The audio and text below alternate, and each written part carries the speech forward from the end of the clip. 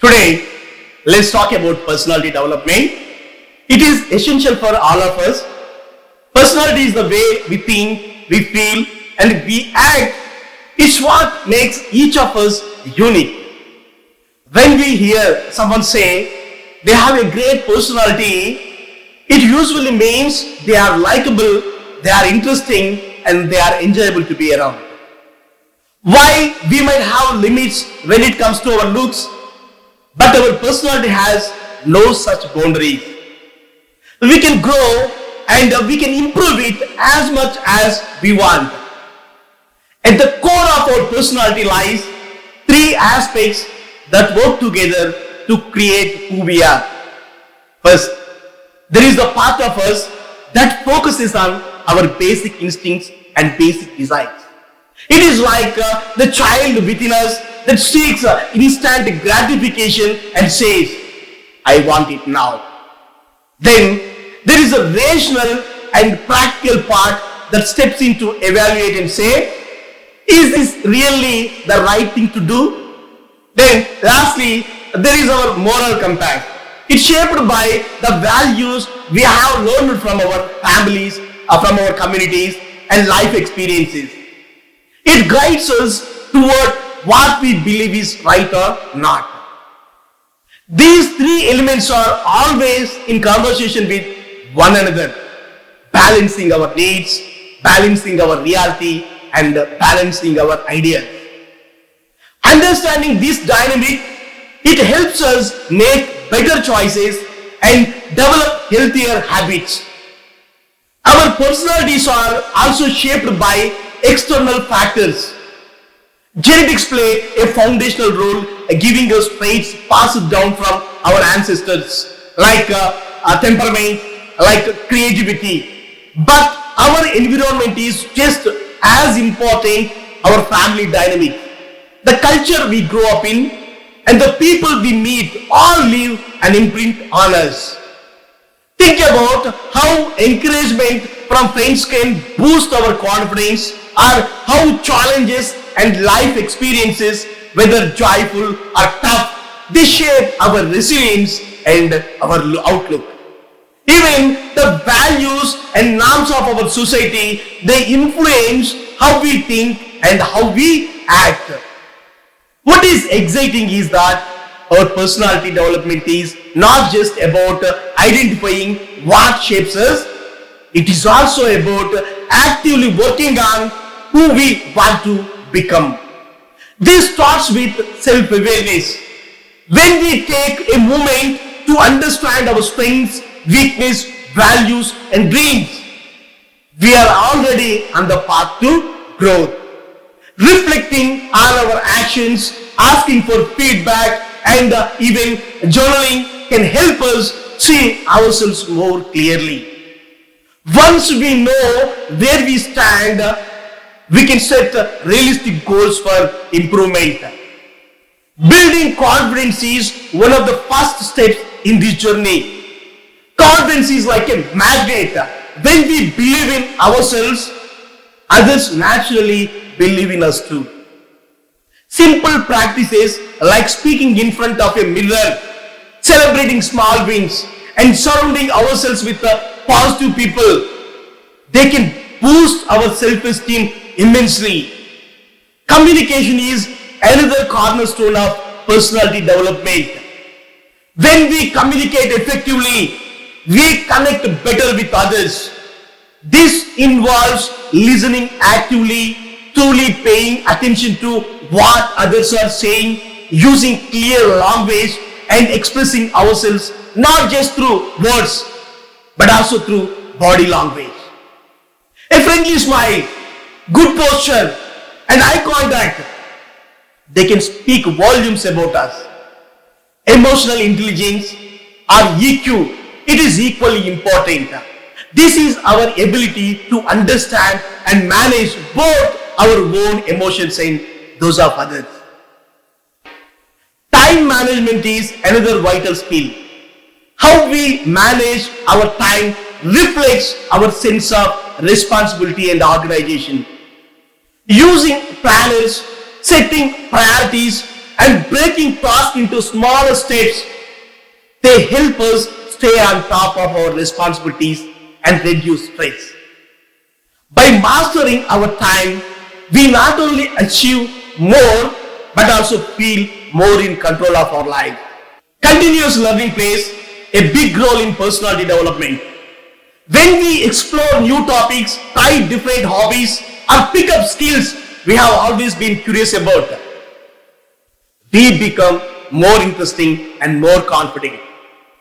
Whether it's reading books, attending workshops, or even watching inspirational TED Talks, learning keeps our minds sharp and our personalities dynamic.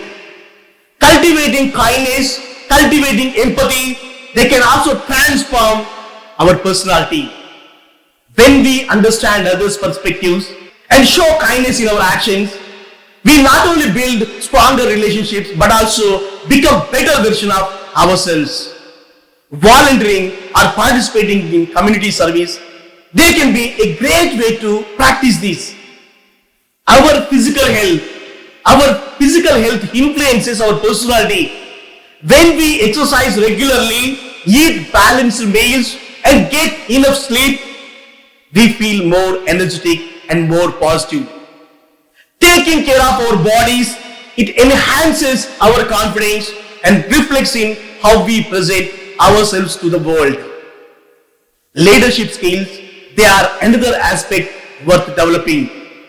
Whether it's taking initiative in a group activities, resolving conflicts fairly, or motivating others, being a good leader, it is a valuable skill. Leadership is not about being in charge, it is about inspiring others and creating a sense of teamwork. Let's remember that personality development is a lifelong journey. It is not about perfection. It is not about perfection, but it is about progress.